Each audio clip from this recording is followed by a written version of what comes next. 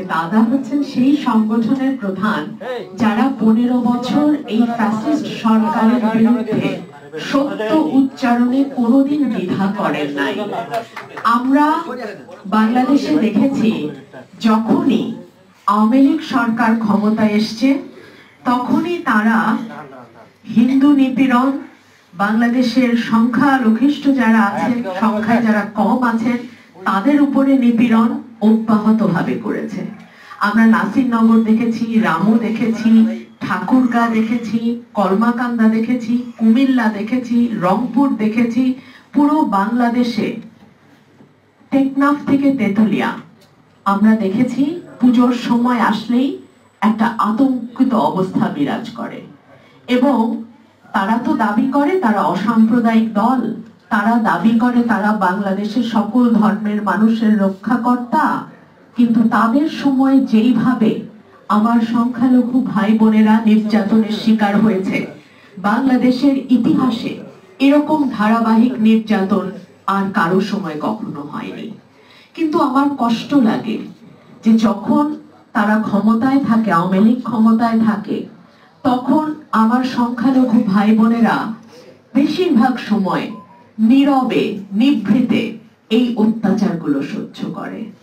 আমার কষ্ট লাগে যখন আমরা অন্যান্য সংগঠনগুলোকে দেখি তারা নীরব দর্শকের ভূমিকা পালন করে।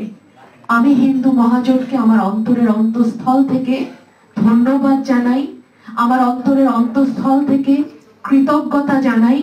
ওনারা কিন্তু 15 বছরে একদিনও সত্য উচ্চারণে দ্বিধান্বিত হন নাই। ওনারা কিন্তু যেই লক্ষ্য এবং উদ্দেশ্যে ওনারা গঠিত হয়েছেন সেই লক্ষ্য এবং উদ্দেশ্য থেকে এক মুহূর্তের জন্য ওনারা পিছপা হন নাই। এবং ওনাদের এই সংগঠনকে আমি অন্তরের অন্তঃস্থল থেকে ধন্যবাদ জানাই। ওনারা সত্য উচ্চারণে নির্ভীক ছিলেন, নির্ভয়ে সত্য উচ্চারণ করেছেন এবং শক্ত ভাষায় বলেছেন এই মাটি তোমার যতটা আমারও ততটা।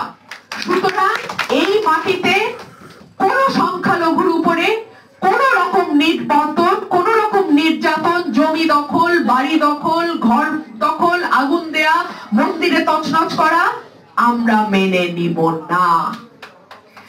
বাংলাদেশে গত 15 বছর কেউ নিরাপদ ছিল না, না হিন্দু, না মুসলিম, না খ্রিস্টান, না বৌদ্ধ, কেউ নিরাপদ ছিল না। হ্যাঁ, নিরাপদ ছিল যারা আওয়ামী লীগের রাজনীতির সঙ্গে যুক্ত, যারা আওয়ামী লীগের লুটপাটের সঙ্গে যুক্ত, আওয়ামী লীগের ভাগ বাটোয়ারার সঙ্গে যুক্ত, তারা নিরাপদ ছিল।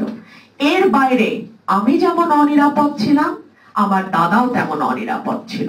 সুতরাং ধর্মটা আওয়ামী লীগ ব্যবহার করেছে এমন ভাবে, কারণ তারা জানে যে বেশিরভাগ সংখ্যালঘু ভোট তাদের ব্যাগে যাবে, বেশিরভাগ সংখ্যালঘু ভোট তাদের ঘরেই যাবে। সুতরাং থাকলে ভোট, গেলে জমি, এই ছিল তাদের মূল মন্ত্র।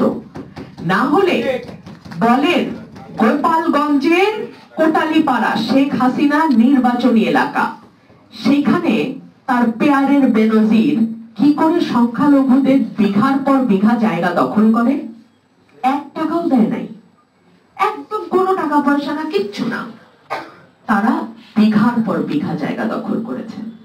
আপনারা কি মনে করেন যে যদি আওয়ামী লীগের সমর্থন না থাকতো, যদি 1 নম্বরের ইশারা না থাকতো, সংখ্যালঘুদের এই জীবনদের সঙ্গে কথা বলেছি। আমার মনে পড়ে অভয়নগরে যখন পুজোর সময় হামলা হলো, এরপরে আমি গেলাম, আমার দল আমাকে পাঠালো। আমি যখন কথা বলছি, বাড়ির মা আমাকে বলছেন, মাগো আমি ক্যামেরায় কথা বলতে পারবো না, আমার ভয় লাগে। একটা স্বাধীন দেশে স্বাধীন নাগরিক কথা বলতে ভয় পায় মিডিয়ার সামনে। এই বাংলাদেশ আমরা চেয়েছিলাম। বলতে আমি কথাটা যে শিবির সন্দেহে পিটাটা দেশে কোন আইন আছে, এবং এই কথা বলার জন্য আমার কত ঘনিষ্ঠ বন্ধু যে আমার কত দূরে চলে গেছে এটা পরে বলবো, এটা ছাপবে কিনা সন্দেহ ছিল, তো আমি খুব টেনশনে ছিলাম। চেপেছে দু একটা শব্দ, কিছু কয়েকটা জিনিস চেঞ্জ করতে হয়েছে। নাজিম যেরকম বললো, প্রথম থেকে খেয়াল রেখেছি যে একটা অলিখিত নিয়ম হয়ে গেছিল বাংলাদেশে, 3টা বিষয়ে কথা বলা যাবে না। একটা হচ্ছে নিয়ম রুল, একটা হচ্ছে শেখ হাসিনা সম্পর্কে, আর হচ্ছে ভারত সম্পর্কে, আর তৃতীয়টা বললাম না, খুব বিতর্কিত। এই তিনটা ব্যাপারে কথা বলা যাবে না। তৃতীয়টা বলতেই পারলাম না, চিন্তা করে। আচ্ছা যাই হোক, এখন অনেক কিছু চিন্তা করে লিখতাম না, তারপর গল্পটা ছাপা হলো। ছাপা হওয়ার পর আমার ইন্টেনশন ছিল যে আমি পুরা ডোজটা ওখানে দিব না, জাস্ট অল্প অল্প লিখেছিলাম। বই করার সময় আমি সম্পূর্ণ ফ্রিডম নিয়ে লিখেছি এবং আমি খুব কৃতজ্ঞ প্রথমার প্রতি।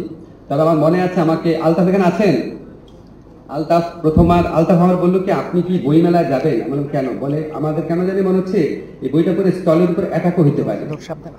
আসলে ভয় পেয়েছিল যে এই বইটা পড়ে ছাত্রলীগ অ্যাটাকও করতে পারে বইটা পড়ে। তো আমারও একটু ভয় ছিল। আমাকে যখন সাহসী ভাবা হয়, আমি আসলে এত সাহসী না, আমার মধ্যে বিবেক বোধ প্রচন্ড স্ট্রং, এই জন্য সাহস না থাকলে লিখে ফেলি। আর তারপর অনেক দিন হয়েছে বইমেলাতে দোয়া করতে গেছি যে কোনো খারাপ ঘটনা যেন না ঘটে। যাই হোক, এখন আমি একটু প্রসঙ্গে আসি, যে আমাকে আমিনুল বললো কি যেটা সন্দেহ করে ট্যাগ দেওয়া হইতো না রে ভাই, জেনে বুঝে ট্যাগ দেওয়া হইতো।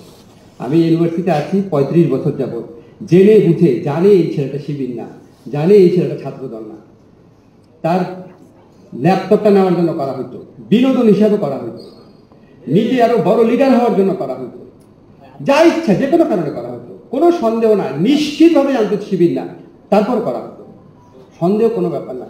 এবং এই ব্যাধি, এই 15 বছরের এই সমস্ত ব্যাধি থেকে আমরা এখনো মুক্ত হই নাই। সেকেন্ড কথা হচ্ছে কৌশল, এটা আমার একটা আছে, এটা সত্যি কথা। আমি অনেক আগে থেকে লিখি। আমি ইউনিভার্সিটি 3rd ইয়ারে যখন পড়ি তখন আমি বিচিত্রার কাভার স্টোরি লিখতাম।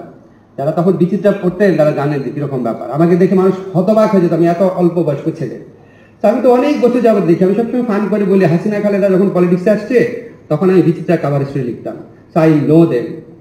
আমি অনেক চালাকি করে লিখতে পারি। যেমন আপনাদের মনে আছে, আমি একটা ফেসবুক স্ট্যাটাস দিয়েছিলাম যে সুষ্ঠু নির্বাচন হলে কাবুল বিমানবন্দরের মতো অবস্থা হবে বাংলাদেশে।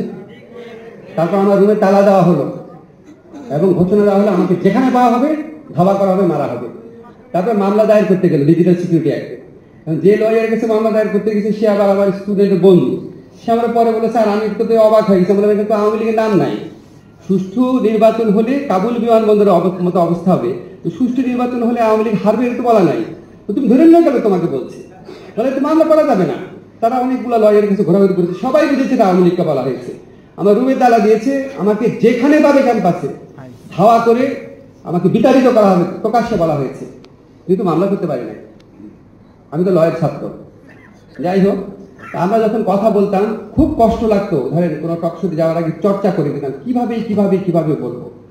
এই যে দুঃসহ যন্ত্রণা, এই দুঃসহ যন্ত্রণা থেকে আমরা